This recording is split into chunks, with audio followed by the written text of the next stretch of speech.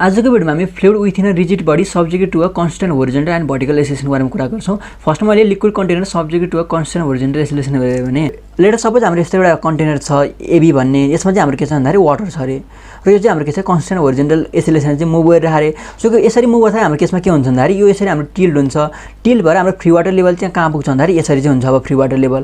So हाम्रो free water level यसरी हुन्छ। सो यसरी भइसकेपछि हाम्रो जुन एउटा स्मल इलिमेन्ट छ, स्मल इलिमेन्टमा हाम्रो कति फोर्स आउँछ भने चाहिँ अब हामी के गर्छौँ यसको एनालाइज गर्छौँ। सो टिल्ड भइसकेपछि हाम्रो फ्री वाटर लेभलको न्यू पोजिसनहरू हाम्रो के हुनुभयो, यसमा ए ड्यास के हुनुभयो, हाम्रो बी ड्यास चाहिँ हुने भयो।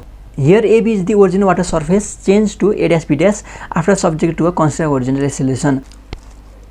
अब हामीले स्मल इलिमेन्टमा कति फोर्स लाने हामीले हेऱ्यौँ भने एउटा भनेको के हुनुभयो, एउटा भनेको यसको प्रेसर फोर्स हुनुभयो। प्रेसर फोर्स भनेको हाम्रो जहिले पनि के हुन्छ, हाम्रो बडीको नर्मल लाग्छ हैन। अर्को भनेको के हुनुभयो, अर्को भनेको हाम्रो होरिजेन्टल फोर्स हुने भयो। होरिजेन्टल फोर्स भनेको हाम्रो के हुनुभयो, हाम्रो M इन्टु A हुने भयो। M इन्टु भनेको हाम्रो सिधा होरिजेन्टल लाग्छ, M इन्टु A। अर्को भनेको यसको वेट भनेको हाम्रो के हुन्छ, यसको भर्टिकल डाउनवर्ड डिरेक्सन लाग्छ। सो हामीले सिम्पली रिजल्भ गऱ्यो भने हाम्रो के हुनुभयो, हामीले यसलाई सिम्पली रिजल्भ गऱ्यो भने हाम्रो यसरी इलिमेन्ट छ, यसरी हाम्रो इलिमेन्ट छ। मैले अब यता हेऱ्यो भने हाम्रो यो भनेको के हुनुभयो, प्रेसर हुने भयो, प्रेसर फोर्स हुने भयो। अब यसको सिधा होरिजेन्टल हामीलाई के लाग्छ, होरिजेन्टलमा हाम्रो M इन्टु A लाग्छ हैन। र अब यसको वेट भनेको भर्टिकल डाउनवर्ड डिरेक्सन लाग्छ mg। अब फेरि हाम्रो यो एङ्गल भनेको थियो, यो एङ्गल भनेको हाम्रो थीटा हो। सो यो एङ्गल पनि हाम्रो के हुन्छ, थीटा हुन्छ। त्यस्तै अब हामीले यतापट्टि हेऱ्यौँ भने यो एङ्गल भनेको हाम्रो के हुन्छ, थीटा हुन्छ। So force acting on the हाम्रो इलिमेन्ट भनेको के रहेछ, एउटा भनेको हाम्रो प्रेसर फोर्स, अर्को भनेको हाम्रो M इन्टु A, अर्को भनेको हाम्रो के वेट हैन। तर force acting on the element भनेको के हुनुभयो, सिम्पली इलिमेन्ट सीमा एक्ट भएको फोर्स भनेको pressure force P normal to the free water surface. अर्को भनेको weight of the fluid element that is mg acting on downward direction. अर्को भनेको हाम्रो के हुनुभयो, horizontal accelerating force that is M into A acting on कता लागिरहेको छ, होरिजेन्टल डिरेक्सनमा चाहिँ लागिरहेको छ। अब मैले यसलाई एक्स डिरेक्सनमा रिजल्भ गरेँ भने हाम्रो सिम्पली के हुनुभयो, मैले एक्स डिरेक्सनमा रिजल्भ गरेँ भने हाम्रो यो भनेको P छ। सो मैले यता रिजल्भ गरेँ भने हाम्रो के हुनुभयो, यतातिर P cos थीटा आउने भयो, यतातिर हाम्रो के आउने भयो, P sin थीटा आउने भयो। सो मैले होरिजेन्टल हेरेर हाम्रो के हुनुभयो, simply P sin theta plus M equal to के आयो, 0 आयो। मैले भर्टिकलमा हेरेर हाम्रो सिम्पली के हुनुभयो, हाम्रो P cos theta minus mg equal to के आउने भयो, 0 चाहिँ आउने भयो। सो रिजल्टिङ फोर्स होरिजेन्टल गरेँ भने P sin theta plus m equal to 0 आयो। यसलाई इक्वेसन नम्बर 1 भने रिजल्टिङ फोर्स इन भर्टिकल डिरेक्सनमा गऱ्यो भने हाम्रो के हुनुभयो, P cos theta minus mg equal to 0 हुने भयो। यसलाई मैले इक्वेसन नम्बर 2 भने। यहाँबाट मैले P sin थीटा निकाल्यो भने के हुन्छ, हाम्रो माइनस ma हुन्छ। सो मैले डिवाइड गरेँ भने हाम्रो के हुनुभयो, P sin theta upon P cos theta equal to minus ma upon के हुने भयो, हाम्रो mg हुने भयो।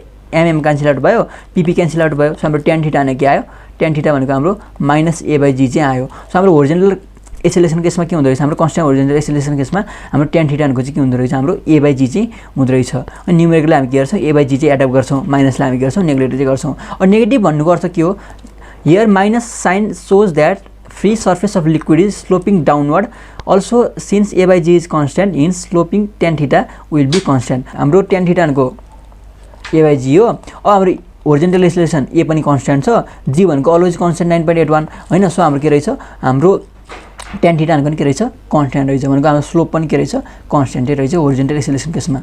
To find pressure at any point d, यसको लागि हामी के एउटा स्मल इलिमेन्ट लियौँ जसको यो तलको पोइन्ट भनेको d छ। हामी यही पोइन्टमा चाहिँ के हेरौँ, यही पोइन्टमा चाहिँ हामी यसको प्रेसर चाहिँ फाइन्ड गर्न खोजिरहेको छौँ हैन। यसको यो हाइट भनेको हाम्रो स्मल h छ, यसको एरिया भनेको हाम्रो स्मल d हुनुभयो। माथिबाट हाम्रो atmosphere pressure P naught da लागिरहेको छ, तलबाट हाम्रो पानीको प्रेसर PDA लागिरहेको छ हैन। यो भनेको हाम्रो के हुनुभयो, यो भनेको हाम्रो फ्री वाटर लेभल हुने भयो। अब हामीले सिम्पली यतापट्टि हेऱ्यौँ भने हाम्रो यो पोइन्टमा हेऱ्यौँ भने यो पोइन्टमा हामीले यसको प्रेसर डिस्ट्रिब्युसन डायग्राम बनायौँ भने के हुन्छ, हाम्रो यस्तो हुन्छ हैन। यो भनेको यसको लागि प्रेसर डिस्ट्रिब्युसन डायग्राम भयो। सो यति हाइट भनेको h1 छ भनेपछि हाम्रो यसको भ्यालु भनेको के हुनुभयो, सिम्पली गामा h1 हुनुभयो, सिम्पली हाम्रो के हुनुभयो, रोजी h1 हुने भयो।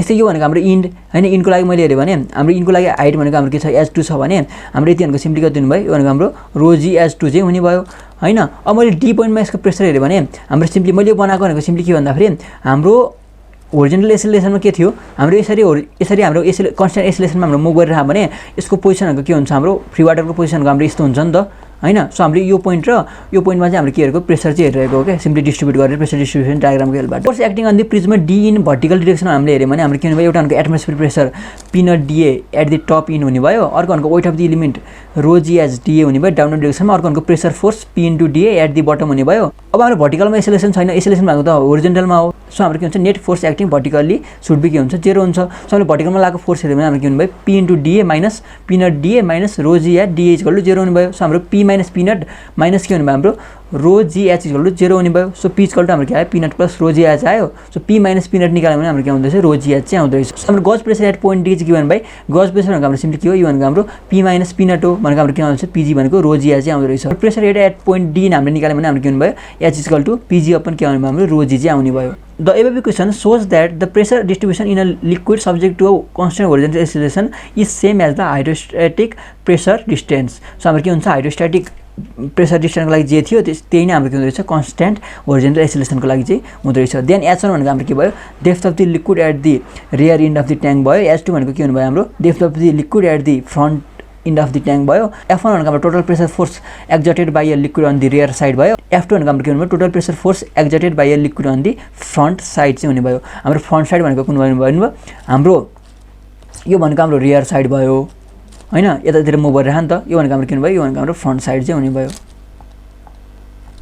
अब मैले सिम्पली यसमा F1 निकाल्यो भने F1 भनेको सिम्पली के हुने भयो, F1 भनेको यसको एरिया 1/2 इन्टु AM इन्टु के हुने भयो, हाम्रो LM हुने भयो इन्टु यसको विथ भनेको B हैन। त्यस्तै मैले यसको लागि निकाल्यो भने F2 भनेको के हुने भयो, F2 भनेको 1/2 इन्टु के हुने भयो, हाम्रो NB इन्टु NO भनेको यसको के हुने भयो, एरिया हुने भयो इन्टु विथ भनेको हाम्रो B हुने भयो हैन। सो हामीले यहाँबाट निकाल्यो भने के हुने भयो, सिम्पली यो भनेको 1/2 इन्टु AM भने हाम्रो कति छ, H1 छ इन्टु LM भने हाम्रो कति छ, रो जी H1 छ इन्टु B हैन। त्यस्तै हामीले निकाल्यो भने 1/2 इन्टु NB भनेको हाम्रो H2 छ इन्टु हाम्रो NO भनेको छ रो जी H2 छ इन्टु के हुने भयो, हाम्रो B चाहिँ हुने भयो। हाम्रो FM भनेको area of the triangle AML into with यो भनेको 1/2 into LM into AM into के हुने भयो, B हुने भएको 1/2 इन्टु रो जी H1 को स्क्वायर इन्टु B हुने भयो। त्यस्तै F2 भनेको 1/2 इन्टु रो जी H2 को स्क्वायर इन्टु B हुने भयो। B भनेको हाम्रो के हो, width of the tank perpendicular to the plane of the paper भयो। अब हाम्रो F1 भनेको के छ, 1/2 इन्टु रो जी H1 को स्क्वायर B छ। अब फेरि H1 इन्टु B भनेको हाम्रो A1 हुन्छ हैन, र हाम्रो H1 बार भनेको के हुन्छ, H1 बार भनेको हाम्रो H1/2 हुन्छ हैन। सो मैले यहाँबाट रिप्लेस गरेँ भने हाम्रो के हुने भयो, सिम्पली यो भनेको हाम्रो कति हुन्छ भने F1 भनेको रो जी A1 इन्टु H1 बार चाहिँ हुन्छ हैन। त्यस्तै मैले F2 हेरेँ भने A2 भनेको H2 इन्टु B र हाम्रो H2 बार भनेको H2/2, यो भने हाम्रो कति आउँछ, यो भनेको हाम्रो रो जी A2 H2 को बार चाहिँ आउँछ F2 भनेको। Difference of this force F1 minus F2 is equal to the force required to accelerate the mass of the liquid in the tank. So हाम्रो के हुन्छ, F1 minus F2 भनेको चाहिँ के हुन्छ, एक्चुअलमा M इन्टु A चाहिँ हुन्छ हैन। सो यसरी हामीले के गरौँ, यसरी चाहिँ हामीले होरिजेन्टल कन्स्ट्यान्ट होरिजेन्टल एक्सेलरेसनको केसमा चाहिँ हामीले के गरौँ, हामीले फोर्सको एक्सप्रेसन चाहिँ के गरौँ, हामीले डिराइभ चाहिँ गरौँ। तपाईँले कहिलेकाहीँ चाहिँ यो थ्योरीमा सोध्न सक्छ र प्रायः चाहिँ हामीले योबाट न्युमेरिकल चाहिँ सोधिरहेको हुन्छ।